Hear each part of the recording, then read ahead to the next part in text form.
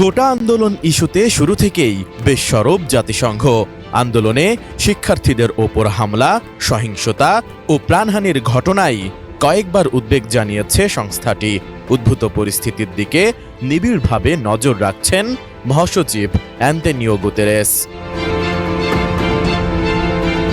এদিকে আন্দোলনরত শিক্ষার্থীদের বিরুদ্ধে আইনশৃঙ্খলা বাহিনীর অতিরিক্ত শক্তি প্রয়োগ এবং মানবাধিকার লঙ্ঘনের বিশ্বাসযোগ্য তথ্য প্রমাণ পেয়েছেন সংস্থাটির মহাসচিব।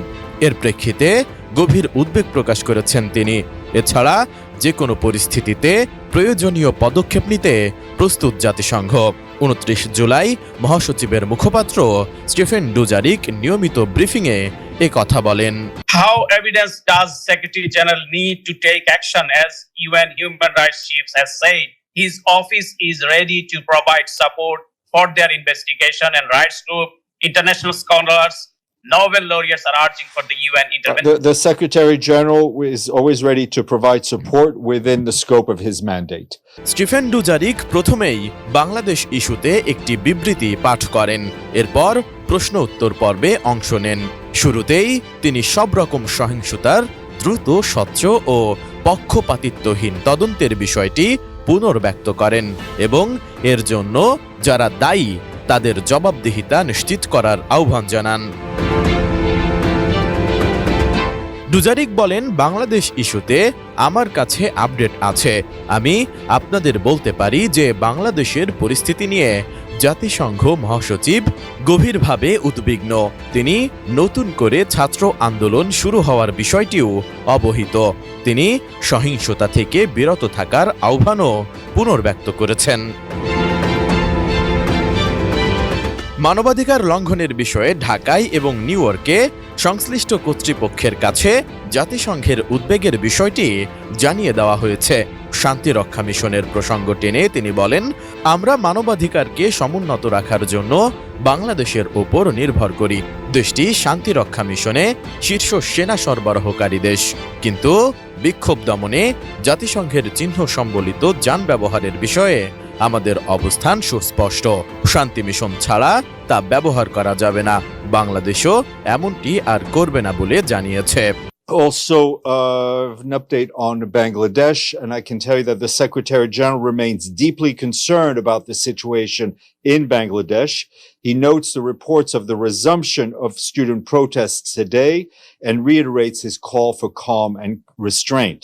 The Secretary General is concerned about reported mass arrests of thousands of young people and political opposition in connection with the current student movement.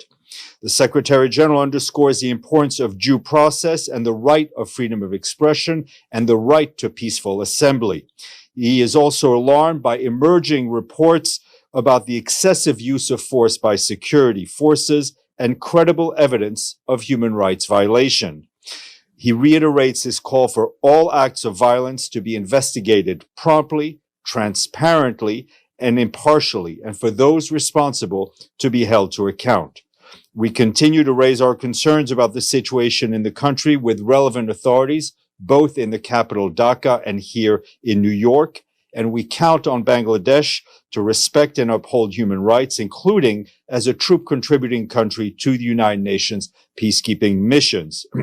We've taken note of the statements by the Bangladeshi authorities that UN-marked vehicles are no longer being deployed within Bangladesh, and we remind and reiterate that UN troop and police contributing countries are to use UN insignia and equipment marked with the UN insignia only when they are performing mandated tasks as UN peacekeepers in the context of their deployment within a UN peacekeeping operation. এছাড়া ব্রিফিংয়ে সাংবাদিকদের করা প্রশ্নে সাধারণ শিক্ষার্থীদের গ্রেফতার, নির্যাতন ও জোর করে স্বীকারোক্তি আদায়ের প্রসঙ্গও উঠে আসে।